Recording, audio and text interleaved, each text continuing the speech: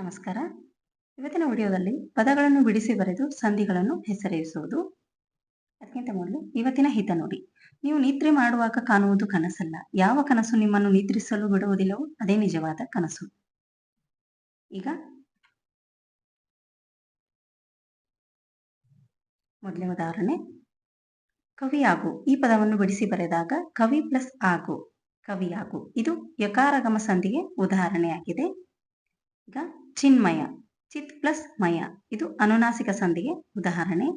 ಮನಶ್ಚಂಚಲ, ಮನಸ್ ಪ್ಲಸ್ ಚಂಚಲ. ಇದು ಶ್ಚುತ್ವ ಸಂಧಿ. ಅಜಂತ, ಇದು ಅಚ್ ಪ್ಲಸ್ ಅಂತ, ಜಸ್ತ್ವ ಸಂಧಿಗೆ ಉದಾಹರಣೆಯಾಗಿದೆ.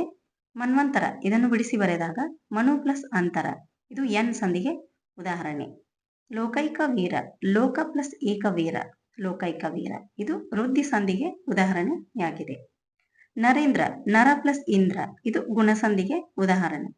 ಗುರುಪದೇಶ, ಗುರು ಪ್ಲಸ್ ಉಪದೇಶ. ಇದು ಸವರ್ಣ ದೀರ್ಘ ಸಂಧಿಗೆ ಉದಾಹರಣೆಯಾಗಿದೆ.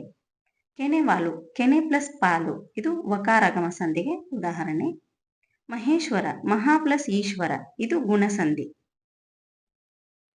ಚಿದಾನಂದ, ಚಿತ್ ಪ್ಲಸ್ ಆನಂದ. ಇದು ಜಸ್ತ್ವ ಸಂಧಿಗೆ ಉದಾಹರಣೆ. ಗತ್ಯಂತರ, ಗತಿ ಪ್ಲಸ್ ಅಂತರ, ಗತ್ಯಂತರ. ಇದು ಎನ್ ಸಂಧಿ. ಹಳಗನ್ನಡ, ಹಳೆ ಪ್ಲಸ್ ಕನ್ನಡ. ಇದು ಆದೇಶ ಸಂಧಿ. ಮಾನ್ಯವಾದ, ಮಾನ್ಯ ಪ್ಲಸ್ ಆದ. ಇದು ವಕಾರಗಮ ಸಂಧಿಗೆ ಉದಾಹರಣೆ. ಮನೆಯನ್ನು, ಮನೆ ಪ್ಲಸ್ ಅನ್ನು. ಇದು ಆಗಮ ಸಂಧಿ. ಬೇರೊಬ್ಬ, ಬೇರೆ ಪ್ಲಸ್ ಒಬ್ಬ. ಇಲ್ಲಿ ಲೋಪ ಸಂಧಿ. ಬಹುರ್ಜಿತ, ಬಹು ಪ್ಲಸ್ ಊರ್ಜಿತ. ಇದು ಸವರ್ಣ ದೀರ್ಘ ಸಂಧಿಗೆ ಉದಾಹರಣೆ. ಸಿರಿಗನ್ನಡ, ಸಿರಿ ಪ್ಲಸ್ ಕನ್ನಡ. ಇದು ಆದೇಶ ಸಂಧಿಗೆ ಉದಾಹರಣೆ. ಅತ್ಯವಸರ, ಅತಿ ಪ್ಲಸ್ ಅವಸರ. ಇದು ಎನ್ ಸಂಧಿಗೆ ಉದಾಹರಣೆ. ಬೆಳಕಾಗು, ಬೆಳಕು ಪ್ಲಸ್ ಆಗು. ಇದು ಲೋಪ ಸಂಧಿ. ಸನ್ಮಾರ್ಗ, ಸತ್ ಪ್ಲಸ್ ಮಾರ್ಗ. ಇದು ಅನುನಾಸಿಕ ಸಂಧಿ. ಉನ್ಮಾದ, ಇದನ್ನು ಬಿಡಿಸಿ ಬರೆದಾಗ ಉತ್ ಪ್ಲಸ್ ಮಾದ, ಉನ್ಮಾದ. ಇದು ಕೂಡ ಅನುನಾಸಿಕ ಸಂಧಿಗೆ ಉದಾಹರಣೆಯಾಗಿದೆ. ಹಗಲಿರುಳು, ಹಗಲು ಪ್ಲಸ್ ಈರುಳು. ಇದು ಲೋಪ ಸಂಧಿ. ಕೊರತೆ ಇಲ್ಲ, ಕೊರತೆ ಪ್ಲಸ್ ಇಲ್ಲ. ಇದು ಆಗಮ ಸಂಧಿ. ಇರುಳುಗಣ್ಣು, ಇರುಳು ಪ್ಲಸ್ ಕಣ್ಣು.